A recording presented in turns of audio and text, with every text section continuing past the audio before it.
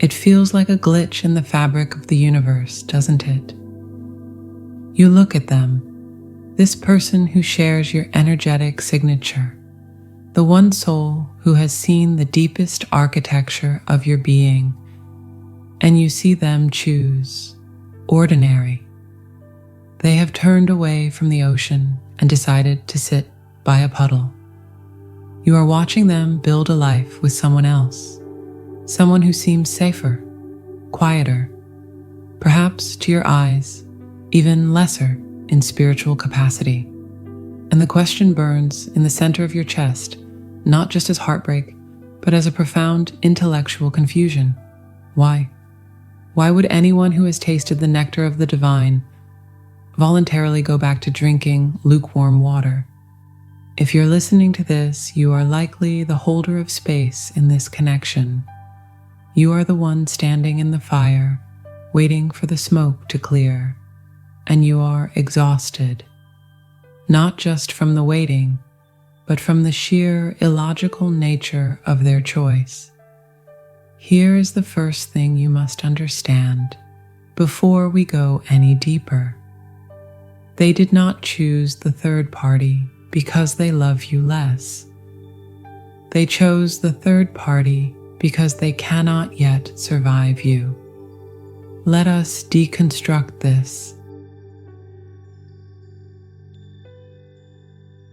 To understand the baffling choices of the avoidant soul, we must first dismantle the illusion of romance and look at the machinery of the human nervous system.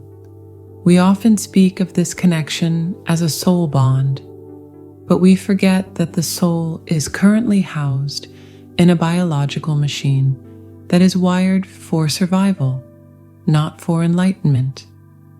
When you look at your counterpart, you see a destiny that was written in the stars.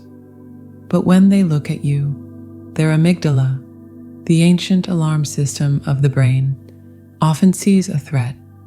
This is not because you are dangerous. It is because you are real. To the unawakened nervous system, intimacy is not safe. Real intimacy requires the dismantling of the ego, the shedding of masks, and the exposure of the deepest wounds. When your counterpart is in your presence, they cannot hide. Your energy acts as a high-definition mirror. It reflects everything they have spent a lifetime suppressing. It illuminates their shadow, their unworthiness, their childhood trauma, and the parts of themselves they have deemed unlovable. Your light does not just warm them, it exposes them. It is blinding. In psychological terms, your presence pushes their nervous system into a state of hyperarousal. It is simply too much voltage for their current wiring to handle. To be with you requires a death of the false self. It requires them to level up, rapidly and painfully. For a soul that is not yet ready to face its own darkness, this intensity feels less like love and more like annihilation. And so the survival instinct kicks in. They must find a way to lower the voltage. They must find a regulator. They must find a place where they can go back to sleep. Enter the third party.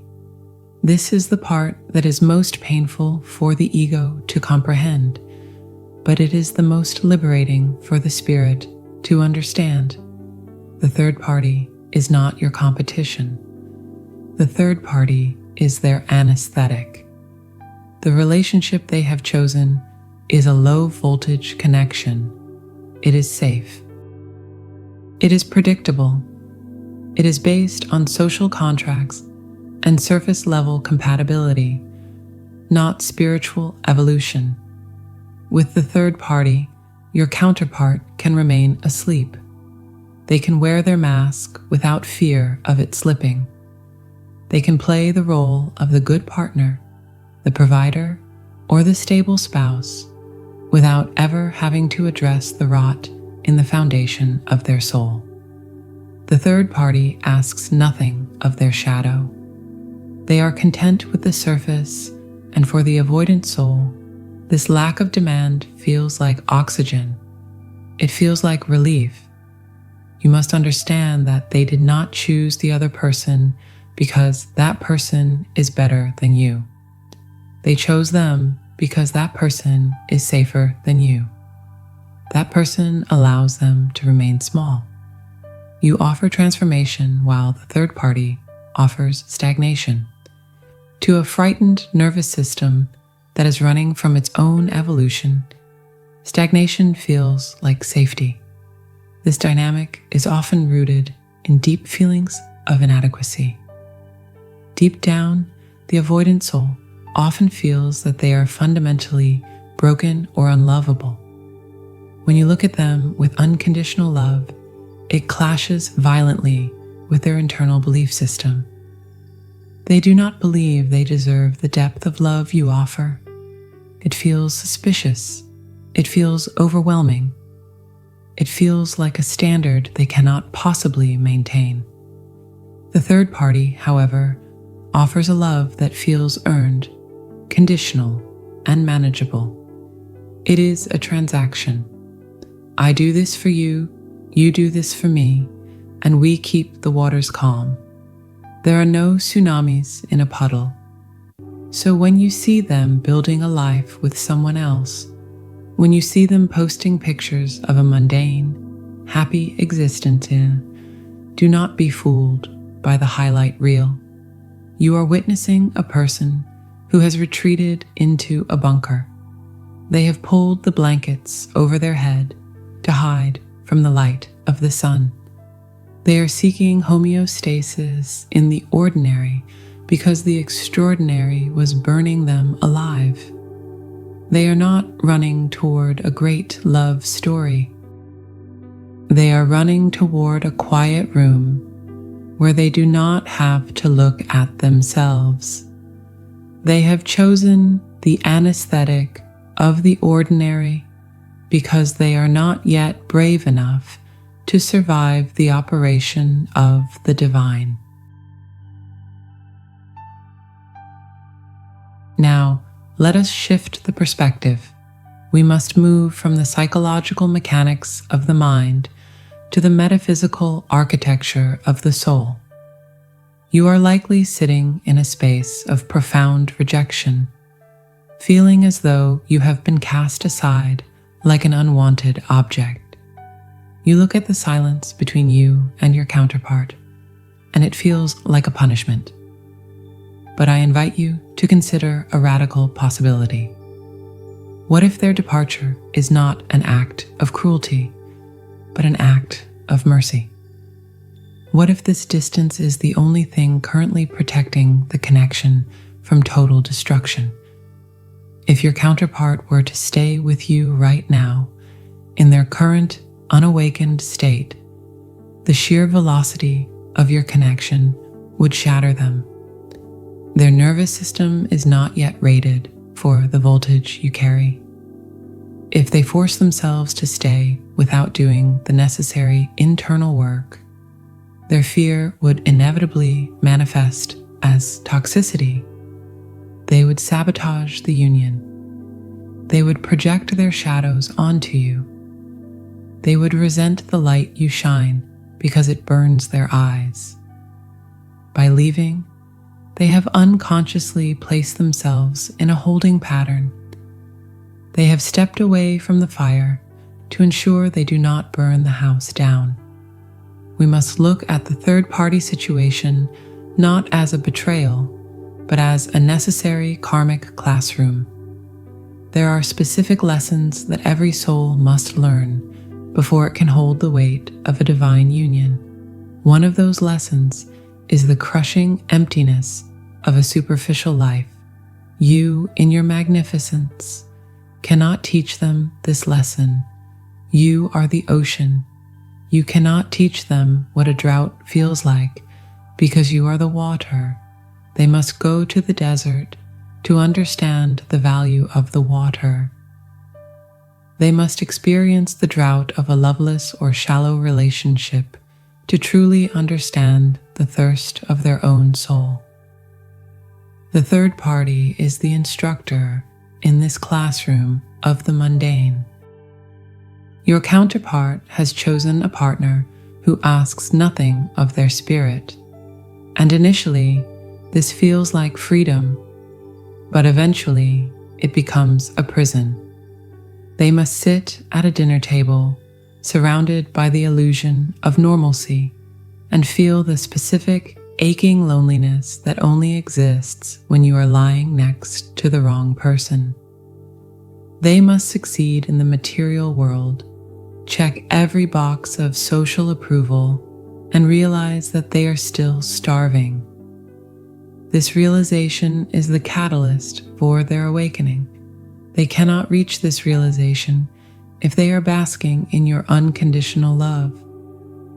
They need the contrast. They need to taste the ash to realize it is not bread. You must also understand the physics of your own light. You are the sun in this equation. Your counterpart is currently wearing sunglasses because their spiritual eyes are not yet adjusted to the glare of truth. When they choose the third party, they are not choosing a better sun. They are choosing a candle. A candle is safe.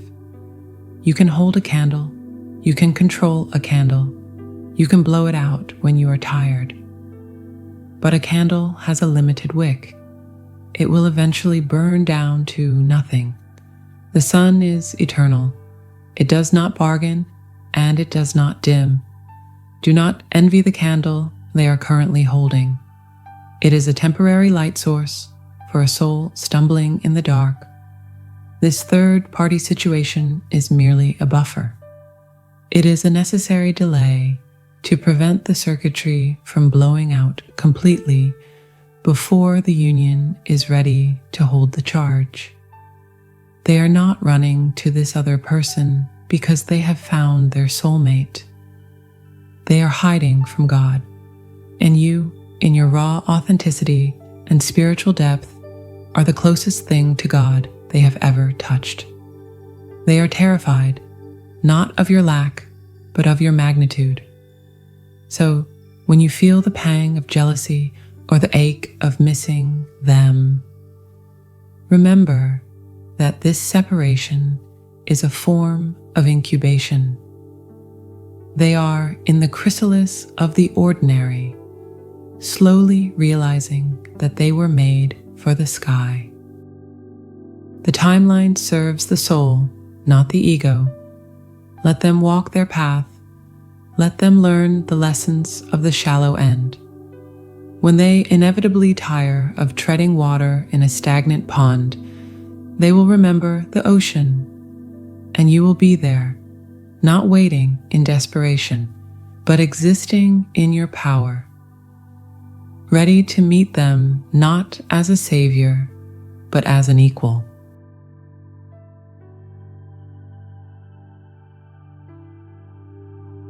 Now that we have deconstructed the psychology of their departure, we must address the most critical component of this equation. We must address you.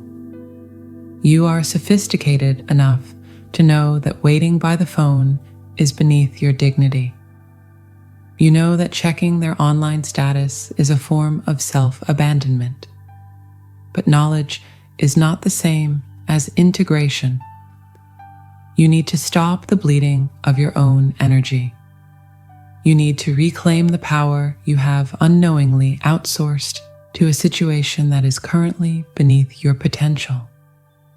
Here are 3 specific internal shifts to help you move from a state of waiting to a state of sovereign creation.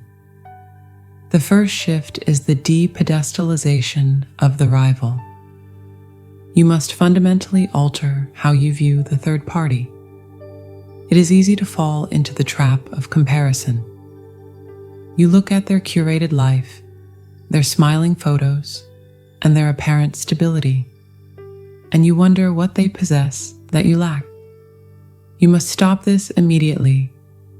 You are comparing your multidimensional depth to their curated surface. When you look at them, do not see a rival. See a role. In the narrative of your counterpart's life, the third party is playing a supporting character. They are the training wheels. We do not envy the training wheels when we are ready to ride the motorcycle. We understand their purpose. They are there to keep the rider safe while they learn balance. They are there to prevent a crash while the rider is still wobbling in their uncertainty. Acknowledge their role with a sense of detached compassion. Bless them for keeping your counterpart safe while they sleep. Bless them for providing a buffer. But do not give them your envy. They are maintaining a status quo that you have already outgrown. By removing them from the pedestal, you stop leaking your power to an illusion. You realize that they are not holding the prize, they are holding the placeholder. The second shift is energetic physics. You must become the lighthouse, not the searchlight. This is a subtle but profound difference in frequency. The searchlight is frantic. It scans the horizon, moving back and forth, desperate to find the ship. It asks, "Where are you, and why are you not here yet?" This energy is repelling. It is the vibration of lack. It screams to the universe that you do not have what you need. And because your counterpart shares your energetic signature, they feel this searchlight as pressure. They feel it as a demand. It validates their fear that they are being hunted, which only makes them run faster. The lighthouse, however, does not move. It is grounded deep in the bedrock. It does not scan the horizon looking for validation. It simply stands tall and shines its light. It is indifferent to whether the ships are coming or going. It exists for its own purpose. When you stop chasing, both physically and energetically, you create a vacuum. Physics dictates that nature abhors a vacuum. When you pull your energy back, when you stop feeding the cord that connects you, your counterpart will feel a sudden drop in temperature. They will feel the silence where your anxiety used to be. This silence is often what wakes them up. By becoming the lighthouse, you become magnetic rather than repulsive. The third shift is the sovereignty of timing. You must surrender the timeline to a higher intelligence. The ego is obsessed with the concept of now. It wants the resolution immediately because it equates delay with denial. But the soul knows that everything happens in accordance with a season. You must understand that their time with the third party is finite. It has a shelf life because it is built on the suppression of truth. Nothing built on suppression can stand forever. Gravity always wins. The structure will eventually collapse under the weight of its own inauthenticity. You must use this time not to wait, but to expand.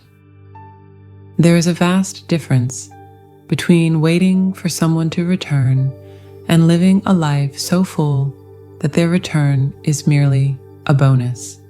Build your empire, heal your lineage, create your art, become so full of your own essence that you no longer need them to complete you. When you reach a place where their return is a preference rather than a requirement, you have mastered the lesson. That is the vibration of union. That is the frequency that commands the universe to rearrange itself in your favor. Stop holding your breath for a knock on the door. Exhale and build a house so beautiful that you are content to live in it alone. The avoidant soul chose someone else because they chose the easy path.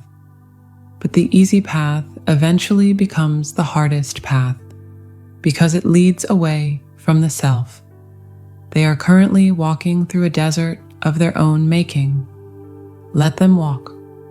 You do not need to rescue them. You do not need to convince them. You simply need to hold your frequency. The truth of your connection is written in the silence between your heartbeats.